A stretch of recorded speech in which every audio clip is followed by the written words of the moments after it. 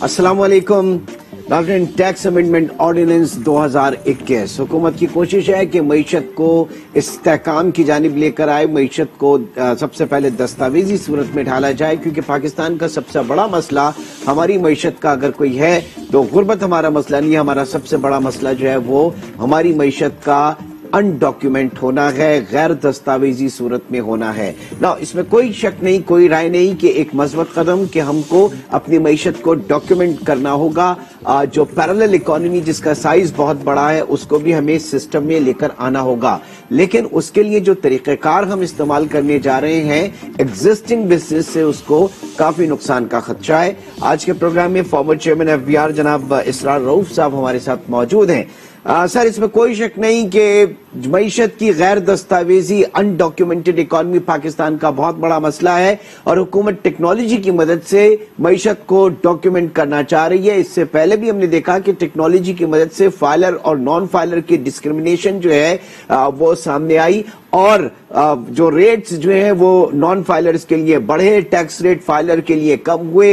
होना तो ये चाहिए था कि जनाब जो इंसेंटिवाइज फाइलर्स को इतना किया जाता कि नॉन फाइलर्स जो हैं वो भी आपके इस सिस्टम के अंदर आ जाते हैं, टैक्स नेट के अंदर आ जाते हैं। लेकिन पाकिस्तान में लोग पैसे ज्यादा देने पे राजी हैं, लेकिन उनको टैक्स नेट के अंदर नहीं आना, सिस्टम से वो घबराते हैं, भागते हैं। अब फिर कोशिश की जा रही है इसी टेक्नोलॉजी की मदद से, आप चाहे वो डिजिटाइज हो, डिजिटल पेमेंट के हवाले से हो। मैं पहले जरा मालूम करना चाहूंगा आपसे, हमारी डायरेक्शन सही है या डायरेक्शन इस वक्त सही नहीं है? देखें, अस्सलाम वालेकुम, थैंक यू, बहुत शुक्रिया इमरान सुल्तान साहब। बात यह है कि किसी मुल्क की इकोनॉमी को चलाने के लिए उसको जितना भी आप लिबरलाइज करेंगे उतना ही वो फ्लरिश होगा, और जो टैक्स है वो उसकी बाय प्रोडक्ट है। अगर आप इकोनॉमी को और कारोबार को चलने से रोकने की कोशिश करेंगे तो आपकी इकोनॉमी भी डाउन होगी और आपके टैक्स रेवेन्यूज भी कम होंगे। अब आपका इशारा जो डिजिटल मोड में पेमेंट करने की तरफ है वो एक अच्छा कदम है, लेकिन वो एग्जिस्टिंग टैक्स पेयर्स के लिए मुश्किल का बायस हो सकता है और हो रहा है। देखें, ये जो अमेंडमेंट अब वो लेके आए हैं उसके पीछे वजह क्या है?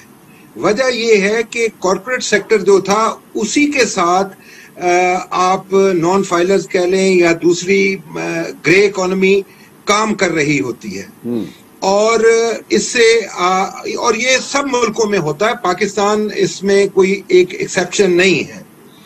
तो एक तो जब आपने कंपनीज के लिए कर दिया कि आप अपने एक्सपेंडिचर्स को क्लेम कर सकते हैं अगर वो बैंकिंग इंस्ट्रूमेंट्स के साथ हों, तो वो एक पॉजिटिव डेवलपमेंट थी और वो चल रहा था। मतलब उसमें तो सर हम फाइनेंशियल इंक्लूजन की बात करते हैं, हम माली शमूलियत की बात करते हैं वाया बैंकिंग ट्रांजैक्शंस, तो उसमें पोस्ट डेटेड चेक्स भी हैं, उसमें आपके बैंक ड्राफ्ट भी हैं, उसमें बहुत सारी चीजें हैं। वो तो मामला वहां पर हल हो जाना चाहिए था जी। लेकिन हुआ ये कि हमारे जो नॉन फाइलर्स और जो ग्रे इकोनॉमी के लोग थे उन्होंने ये पे ऑर्डर्स और क्रॉस चेक्स को बजाय ये कि वो एक ट्रांजैक्शन करने के बाद अपने अकाउंट में जमा कराते, उन्होंने इसकी सर्कुलेशन शुरू कर दी, जिस पे गवर्नमेंट को फिर ये एक्शन लेना पड़ा कि नहीं, अब आपकी पेमेंट आपके इंस्ट्रूमेंट से, आपके बैंकिंग जो डिक्लेयर्ड अकाउंट है उससे उसके डिक्लेयर्ड अकाउंट में भेजें। अब हमारा आप देखें कि हमारी कैश इकोनॉमी भी है और हमारे पास अभी तालीम इतनी नहीं है, बहुत सारे लोग जो हैं वो अभी भी बैंक्स में उसको इस्तेमाल नहीं करते हैं। फिर बैंकिंग में एक हमारा बहुत बड़ा तबका है जो कि रिलीजियस है और वो सूद का कारोबार चूंकि नहीं करना चाहता, इसलिए वो बिल्कुल बैंक्स की तरफ जाते ही नहीं है। तो इन चीजों को टैकल करने के लिए आपने एक और कदगन लगा के आपने अपनी इकोनॉमी को फिर स्लो करने की कोशिश की है, जो कि आहिस्ता आहिस्ता बढ़ना शुरू हुई थी। نہیں تو اس صورتحال میں کام کیسے آگے چلے گا؟ دیکھیں ایک تو آپ بات کریں، دو چیزیں مجھے سمجھ میں آئی. پہلی چیز تو یہ کہ یہ جو فائنینشیل انکلوژن کی بات کی، جب ایک ڈکلیئرڈ اکاؤنٹ سے دوسرے ڈکلیئرڈ اکاؤنٹ کے اندر پیسہ جانا شرط رکھ رہے ہیں، تو اس کا مطلب ہے کہ نمبر آف اکاؤنٹس جو ہیں وہ بینکس کے پاکستان میں 23 کروڑ کی پاپولیشن ہے. ہاف اگر آپ کر لیں کہ جناب اس میں کاروبار سے منسلک ہے اور اس سے بھی ہاف آپ کر لیں تو 5-6 کروڑ اکاؤنٹس پاکستان میں ایک بہت ہی بڑا اماؤنٹ ہوگا. کیا ہمارے بینکنگ سیکٹر جو ہے وہ اتنا بڑا کیٹر کر سکتا ہے؟ نمبر 1. نمبر 2، پاکستان کا جو ایگزسٹنگ ماڈیول ہے ہمارے سسٹم کا، وہ کریڈٹ کے اوپر چلتا ہے سر. چاہے وہ مینوفیکچرنگ ہو، ہول سیلر ہو، ریٹیلر ہو یا کنزیومر ہو، یہ کریڈٹ کے اوپر چلتا ہے which is backed by post dated checks اور ادر انسٹرومنٹس. اگر آپ کیش کی سیٹلمنٹ کی بات کریں گے ایک اکاؤنٹ سے دوسرے اکاؤنٹ میں، تو آپ کیا تو لکوڈیٹی کرنچ پیدا ہو جائے گا پھر. جی بالکل ایسے ہی ہے، آپ نے صحیح نشاندہی کی ہے. دیکھیں ہم قدم اٹھا رہے ہیں کہ ہم اپنا ٹیکس نیٹ جو ہے اس کو انلارج کرنا چاہ رہے ہیں. تو آپ نے جب ایک امینڈمنٹ، تھرڈ امینڈمنٹ میں یہ چیزیں لے آئے کہ اب نادرہ بھی آپ کی پشت پہ ہوگا اور اس کے پاس جو بھی ٹرانزیکشنز کا ریکارڈ آتا ہے وہ شیئر کرے گا ایف بی آر کے ساتھ، اور پھر ایف بی آر ایک جنرل آرڈر کے تحت ایک بندے کے جو ایکسپینڈیچرز کے بیسس پہ اس کو ایک ٹیکس ریکوری کا نوٹس دے سکتا ہے. تو پھر آپ کو جو آلریڈی ایگزسٹنگ آپ کے بزنسز چل رہے ہیں اور وہ بھی کارپوریٹ سائٹ پہ جو چل رہے ہیں ان کو بھی ساتھ ہی اس طرح روکنے کی کوئی ضرورت نہیں ہے اس وقت. آپ ایک وقت میں صرف ایک کام کرنا چاہیے آپ کو اور اسی کے اوپر فوکس کرنا چاہیے. یعنی اگر آپ فائنینشیل انکلوژن کی بات کر رہے ہیں، آپ اپنے اکانومی کو ڈاکیومنٹ کرنے کی بات کر رہے ہیں، تو فوکس رہیے اسی کے اوپر اور ٹیکس کو آپ اس کا بائی پروڈکٹ سمجھیے. اس وقت ٹیکس ریونیوز کے آداب کو لے کر اور یہ ساری چیزیں کرنا کہیں کی بھی عقل مندی نہیں ہوگی. نمبر 1. نمبر 2 سر، آگے بڑھتے ہیں. موجودہ سسٹم کے حوالے سے اگر آپ کے ملک میں ریشو 35 اور 60 ہے، direct taxation is hardly 35% and indirect جو ہے وہ 65%. Where is F B R? F B R کی تو اسسمنٹ ہی ڈائریکٹ ٹیکسیشن کے اوپر ہونی چاہیے. اس ملک میں جو جتنا کماتا ہے وہ اتنا ٹیکس پے کرے. تو ایف بی آر پھر کہاں ہے؟ اس کی ایفرٹس کہاں ہیں؟ یہ تو آپ نے پورے ملک کو ایک منشی بنا دیا. دیکھیں مسئلہ یہی ہے نا کہ گورنمنٹ کی پرائرٹی کیا ہے. گورنمنٹ کی پرائرٹی اگر تو گورنمنٹ کی یہ ہے کہ اس نے ٹیکس نیٹ کو انلارج کرنا ہے اور اپنے ریونیوز کو بڑھانا ہے یا ڈاکومنٹیشن کرنی ہے، تو یہ آپ کو وقفوں کے ساتھ یہ ایکسرسائز کرنی ہے. یہی انہوں نے اس پی ٹی آئی کے گورنمنٹ میں شروع میں آ کے یہی انہوں نے بلنڈرز کیے کہ انہوں نے اپنا اسٹیٹ بینک کا ٹیکس ریٹ بھی بڑھا دیا، پھر بجلی بھی بڑھا دی، پھر گیس بھی بڑھا دی. تو اکانومی تو آپ جب ان کو فیسیلیٹیٹ نہیں کریں گے تو کیسے آپ ریونیو جنریٹ کریں گے؟ اب تینوں ایسے، اب یہ تھرڈ امینڈمنٹ میں آپ نے ایک اور کام کر لیا ہے کہ جی وہ جو پروفیشنلز ہیں ان کے بھی بجلی کے ساتھ ہم ان کی ود ہولڈنگ شروع کر دیں گے. اب ڈسکوز کو کیا پتا ہے کہ کس گھر میں ایک ڈاکٹر بیٹھا ہے یا ڈینٹسٹ بیٹھا ہے؟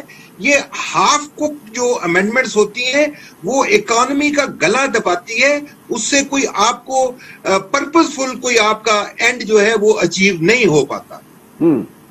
ریونیو اگر سب سے بڑا اس وقت مسئلہ ہے تو ریونیو تو آپ پینما کے جو آف شور کمپنیز تھے ان کے لوگوں کو پکڑ سکتے ہیں. پینڈورا کی کمپنیز کے سارے آپ کے سامنے آ گئے، لیکن ہم میکسیمم کیا کرتے ہیں، ان لوگوں کو پھر ہم ایمنسٹی اسکیم دے دیتے ہیں. مسئلہ اس سے بھی ہمارا حل نہیں ہوتا، ڈاکیومنٹیشن اس سے بھی ہماری نہیں ہوتی. اب تک جتنی بھی ایمنسٹیز آئی ہیں تو ہماری رانگ ایٹ ویری بگننگ ہے سر.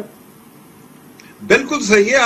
اب یہ کام آپ کر کے، اب جیسے یہ تھرڈ امینڈمنٹ آئی ہے، اس میں آپ نے ایک طرف تو آپ جا رہے ہیں ریونیو کو کہ جی ہم بڑھانے کے لیے جا رہے ہیں، پھر آپ نے چونکہ ویسٹڈ انٹرسٹ ہے دو بڑے سیکٹرز میں، آپ نے اسٹیل میلٹرز کو فردر ٹیکس سے ایگزمپشن دے دی. آپ نے جو موبائل فون کی مینوفیکچرنگ شروع ہوئی ان کو بھی آپ نے ایگزمپشن دے دی. تو آپ تو یہ اس قسم کی حرکتیں خود کریٹ کر کے آپ اکانومی کا خود ستیہ ناش کر رہے ہیں. ٹھیک، کیا اس کا حل ویٹ موڈ ہو سکتا ہے؟ ویلیو جی کیونکہ عمران صاحب حل اس کا یہی ہے کہ آپ جو बिजनेस पहले आप उसके लिए अच्छा माहौल क्रिएट करें, बिजनेस को फ्लरिश होने दें। नहीं, हुकूमत तो क्लेम करती है ना आपके ईज ऑफ डूइंग बिजनेस में हम बहुत अच्छा काम कर रहे हैं और बड़ा कंड्यूसिव माहौल पैदा कर रहे हैं। ये तो हम थक गए ना सुन के कि जनाब हुकूमत इतना अच्छा परफॉर्म कर रही है, और ये 3000 क्यों नहीं आ रहा है फिर, अगर इतना ही अच्छा है तो? अब उसका आप देख लेना कि इस वक्त फिर जो इसी साल जब आपने अपना पहले एक बजट पेश कर दिया, उसमें फिर सितंबर में आपको ये थर्ड अमेंडमेंट लाने की क्यों जरूरत महसूस हुई? हालांकि ये इस तरह तो किसी मुल्क में नहीं चलता। फिर आप हर 15 दिन के बाद आप पेट्रोलियम की प्राइस लेके बैठ जाते हैं। सारी दुनिया, हर दुनिया के मुल्क में पेट्रोल इंपोर्ट होता है, लेकिन वहां पे इस तरह की रिस्ट्रक्चरिंग तो प्राइसेस की नहीं होती है कि 10 दिन के बाद आप उसको चेंज कर दें। आपको अपना पूरे साल का एक बजट बनाना पड़ता है, उसके लिए एक प्लान देना पड़ता है और उस प्लान को फिर इम्प्लीमेंट करना पड़ता है। अगर आप ये साथ बीच में ये चीजें करते रहेंगे, अब आपने ये पावर जो है एफबीआर को वापस दे दी कि वो जिस सेक्टर को मर्जी चाहे आप वो उसको एग्जेम्प्ट कर दे, जिसकी मिसाल ये स्टील मेल्टर्स और ये मोबाइल मैन्युफैक्चरर्स आपके सामने 2% के, बाकी सेक्टर्स का फिर क्या कसूर है? उनको आप या तो आप अक्रॉस द बोर्ड सबको ये फैसिलिटी दें। बिल्कुल देखना चाहिए। अच्छा सर, एक चीज और, ये जो बात की जा रही है, कहा जा रहा है स्टेक होल्डर से मुशावरत करें क्रॉस द बोर्ड, चाहे वो मैन्युफैक्चरर हो, चाहे वो इंडस्ट्रियलिस्ट हो, या फिर आपके होलसेलर रिटेलर वगैरह जो हैं, स्टेक होल्डर से आप इसको पार्लियामेंट में लेकर आते, वहां पे सियासी जमातें मौजूद हैं, उनके वोट बैंक्स हैं, और यही ज़ाहिर है कि पीटीआई का एक बहुत बड़ा वोट बैंक जो है इस मुल्क का ताजिर तबका था, वहां पे पार्लियामेंट के अंदर ये डिस्कस होना चाहिए। आप ऑर्डिनेंस की शक्ल में चीजें लेकर आते हैं, बल्कि अलमिया तो ये है कि इस मुल्क में इनकम टैक्स लॉ जो है वो ऑर्डिनेंस की शक्ल में है। वो उस वक्त तो जरूर आया था, मिलिट्री रेजिम उस वक्त थी, लेकिन ये है कि उसके बाद फिर ये बिल की देखें ऑर्डिनेंस भी जो है वो 4 महीने के लिए, अगर फिर पार्लियामेंट ने उसको 4 महीने के लिए नहीं दिया तो ये ऑटोमेटिकली खत्म हो जाता है। तो इन ऑर्डिनेंसेस का फायदा नहीं होता कि आप टाइमली इससे कोई अचीव कर लें अनटिल अनलेस के ये बिल की सूरत में पार्लियामेंट से पास हो। अच्छा, आप क्या समझ रहे हैं, ये जो 40 डेज का ग्रेस पीरियड कंपनीज को दिया हुआ है, 1 नवंबर से ये इफेक्टिव हो जाएगा? आपके मुल्क में क्या असर पड़ेगा अगर आप डिजिटाइज पेमेंट्स के ऊपर आप आ जाएं? देखिए, आपने अगर इनकरेज करना है कि जी ज्यादा से ज्यादा कॉर्पोरेट सेक्टर आपका फ्लरिश करे, तो इस किस्म की अगर आप कदगंज लगाएंगे, अब कितने कंपनियों में कितना स्टाफ इतना होता है जो कि आजकल के दौर के जो डिजिटलाइज होने पे, और अभी तक आप इसमें एक बहुत बड़ा फियास्को ये है कि आपके अपने इनकम टैक्स एक्ट में अभी तक डिजिटल मोड की एक्सप्लेनेशन ही नहीं आपने डाली हुई कि डिजिटल मोड आप कहते किसको हैं। तो हाफ कुक्ड अमेंडमेंट्स करने का कोई पॉजिटिव नतीजा नहीं। और सर दूसरा ये कि बाय वर्च्यू ऑफ डेफिनेशन जो बड़ी बड़ी सरकारी कॉरपोरेशंस हैं वो खुद जो है वो जुमरे में आती हैं कंपनीज के, इसी तरह प्रोविंशियल गवर्नमेंट्स जो है वो भी कंपनीज के जुमरे में आती हैं। तो क्या वो तैयार हैं डिजिटाइज मोड के लिए? उनके पास है ये कैपेसिटी? देखें, आपने ट्रांजैक्शन चले मेरी कंपनी अच्छी है, मेरे पास सब ये फैसिलिटी मौजूद है, लेकिन जिसके साथ मैं ट्रांजैक्शन करना चाह रहा हूं वो हो सकता है इस चीज के लिए भी तैयार ना हो, तो फिर मेरी कंपनी तो बैठ गई ना जी।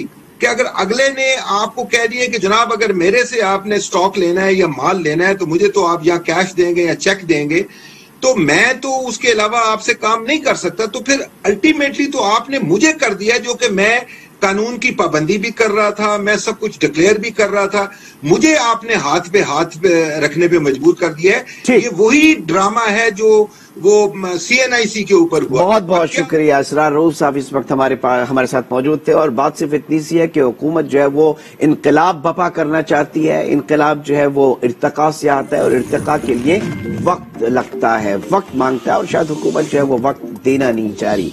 इंशाल्लाह आपसे फिर मुलाकात होगी। अपना बहुत ख्याल रखिएगा। अल्लाह हाफिज।